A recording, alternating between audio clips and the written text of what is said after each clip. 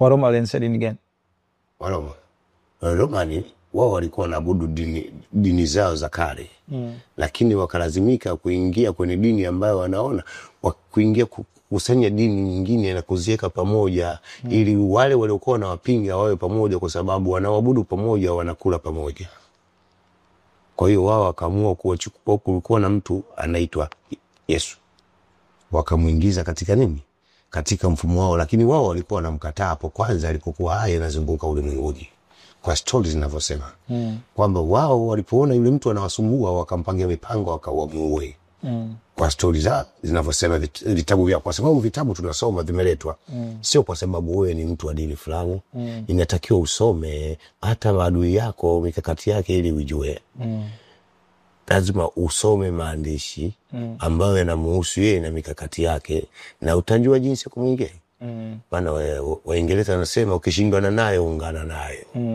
Kwa hiyo Waroma waliwashindwa wale watu wa dini, watu wale waacha huyo Yesu. Kwa hiyo ilibidi wawalazimishe wale watu waungane nao.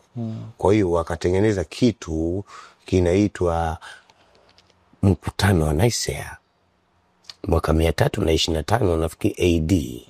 Yani hiyo baada ya kuja kwa kufa kwa Yesu. AD inamaanisha wenyewe wa Romani wanasema year of our Lord, mwaka wa Bwana wetu. Au wanasema baada ya kifo chake.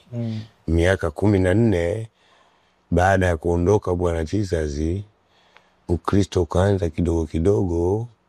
Baadaye Waroma walikuwa kaupinga sana. Nani alianzisha Ukristo?